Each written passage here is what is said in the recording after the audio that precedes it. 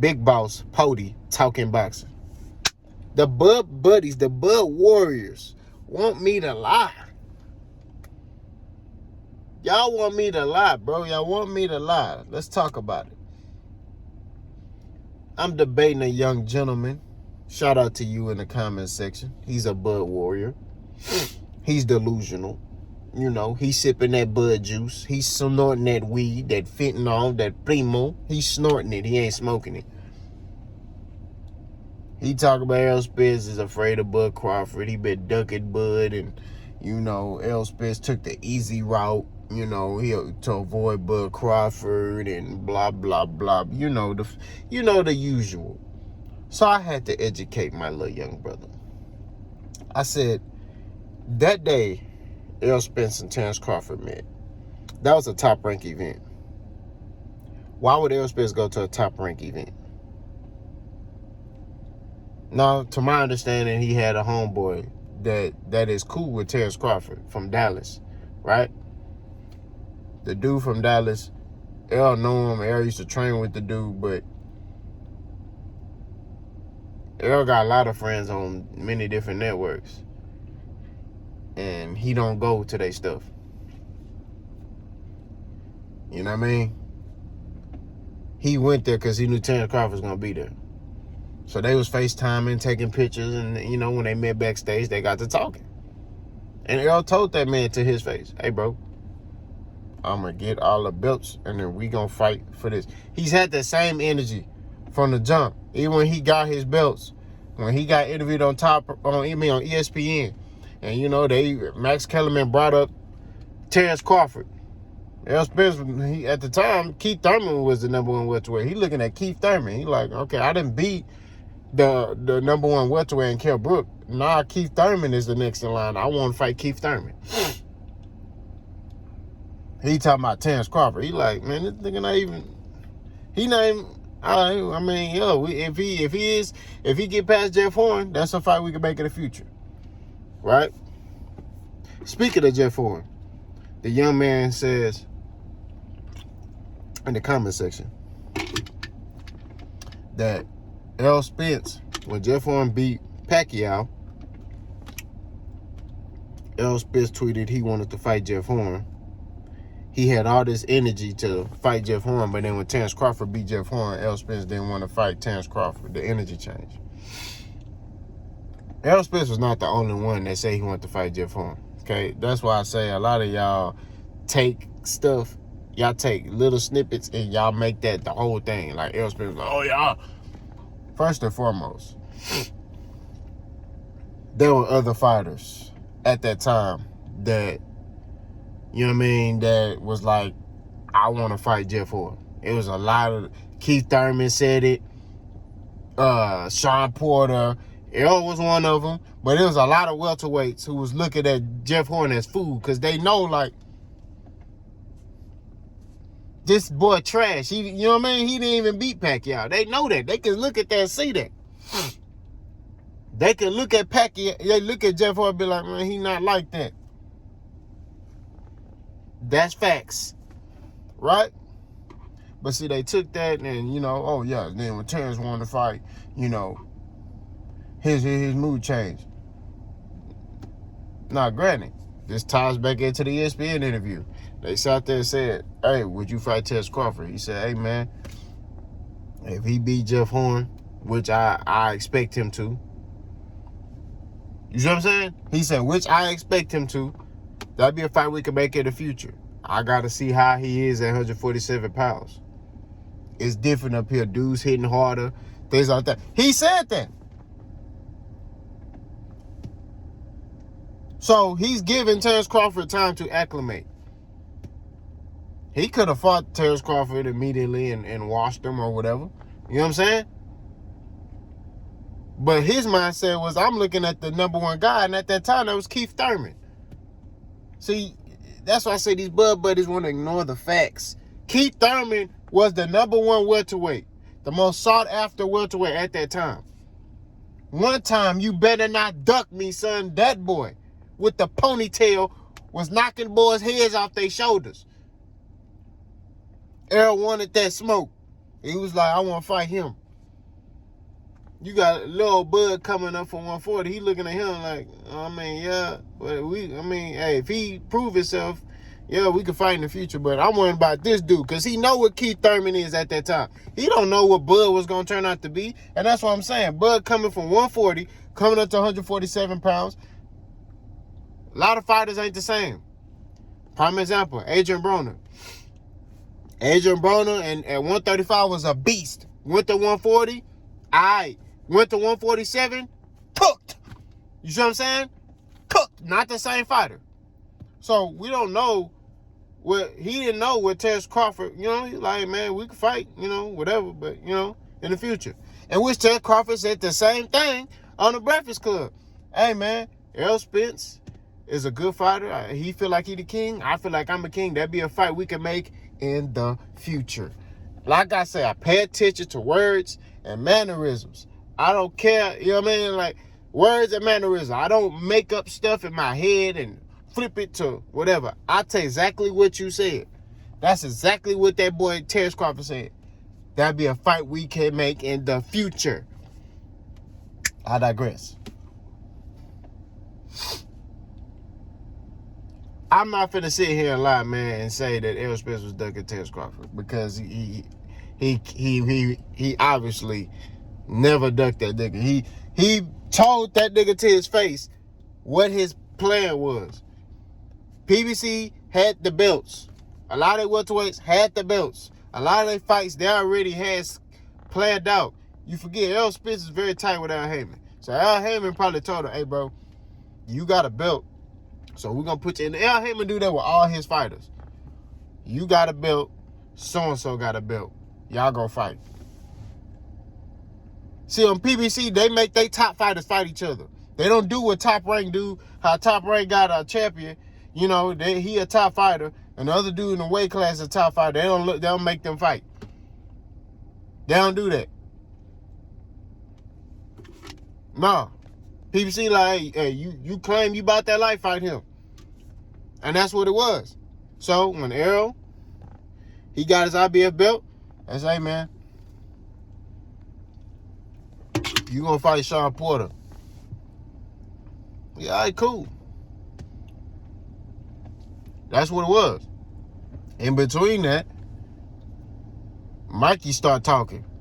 So he like, hey, Al, this dude talking, man.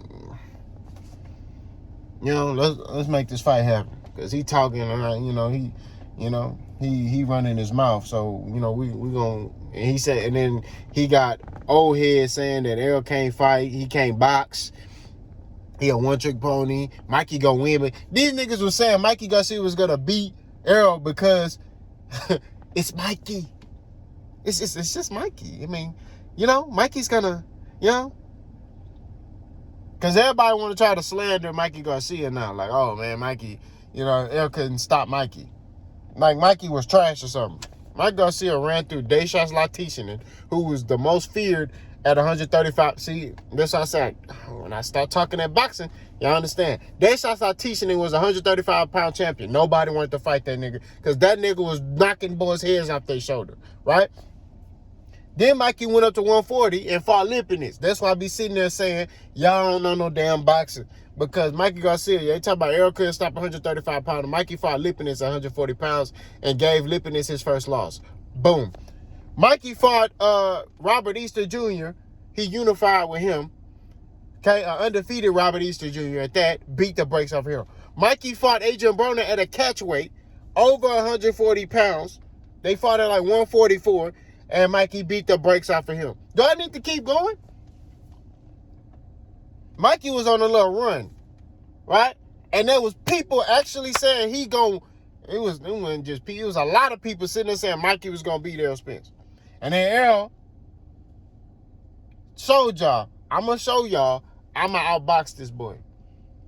I'm going to show y'all that I'm the better fighter and I got IQ because y'all disrespecting me.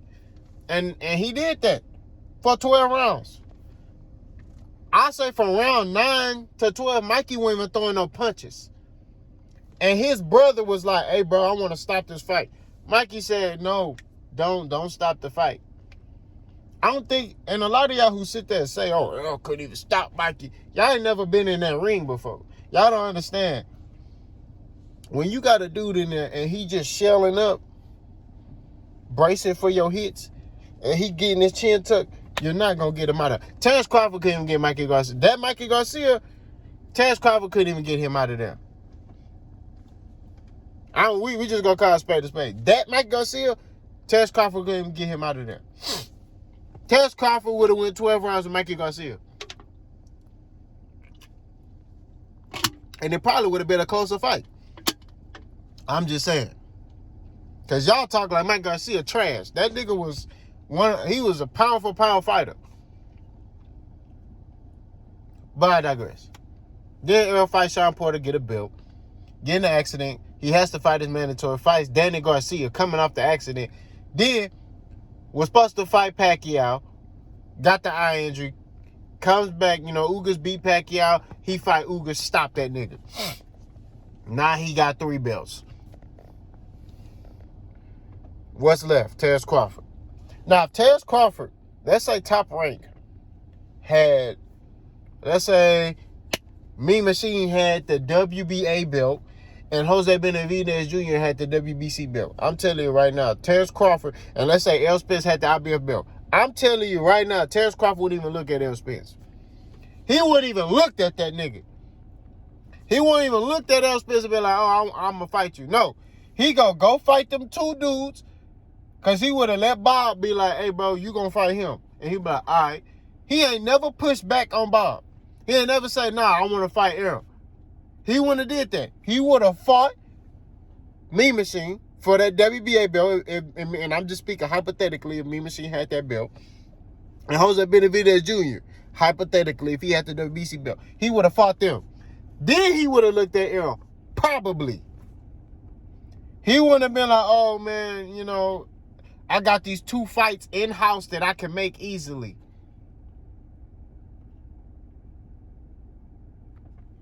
Think about it. When he was at 140, what PBC fighter that had a belt at 140 did he fight? Not one. All the belts that he fought, that he got, that he came undisputed at 140 pounds, they was on Top Rank or another promotional company. There was nobody on PBC that had a belt at 140 pounds at that time. So Bud racked up a lot of his belts from fighters that were on Top Rank and other promotional companies that Bob Arum want to work for. That want to work with. Bob Arum don't like Al Heyman. A lot of these niggas don't like Al Heyman. Even the own black people don't like Al Heyman. Why? Because it's a black man running an organization. There's no drama, right? He running his company and he making his fighters fight each other. And he's giving his fighters power. Bob Arum don't like that. See, Bob Arum come from that old school where he can tell a fighter whatever and they believe it. Al Heyman giving the fighters the game. So they don't like that. And let's be real. Our own black people, it's self-hate between us. We don't want to see another black man doing anything successful. We don't want to see another brother achieving and doing great things. We don't want to see that. That's real talk. Like, we talking right now, right?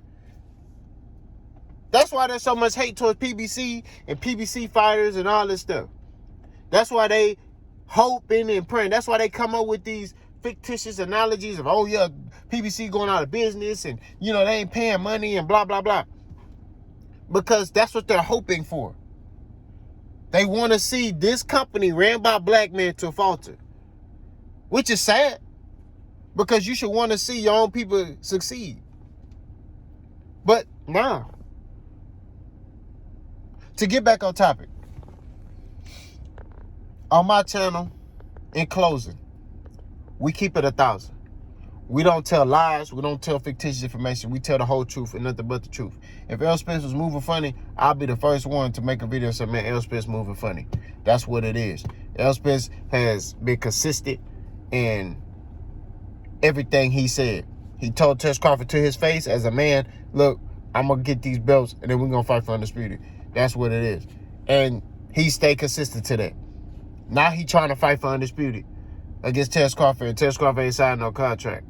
The thing that baffles me is now, you got Bud Buddy talking about just pay him.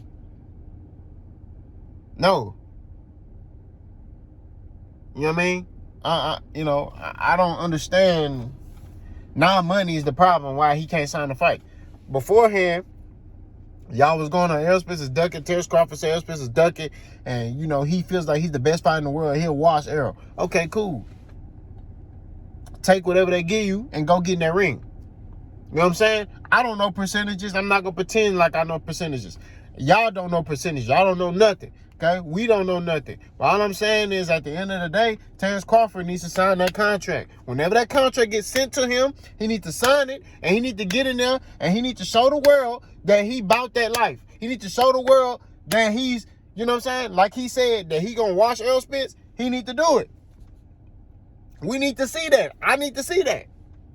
Because I don't think you going to do that. Not going to lie. That's my opinion, though. Not saying I'm right. But I'm just saying, my opinion, I think Errol Spence is going to beat Terence Crawford. I told y'all what I feel. Terence Crawford going to get hit with some hard stuff. He going to try the ego fight, and he going to get stopped. Take it how you want to take it. I said rounds 9 through 11. I feel like it's going to be a close fight. Terence Crawford going to get hit with some hard stuff. He going to want an ego fight. There's going to be some cheering. Yeah, Terence, yeah, Bud. Oop, catch him. He going to do the little stakey leg, and Errol going to start breaking him down. It's going to be a mercy stoppage. That's what I see. That's my perspective.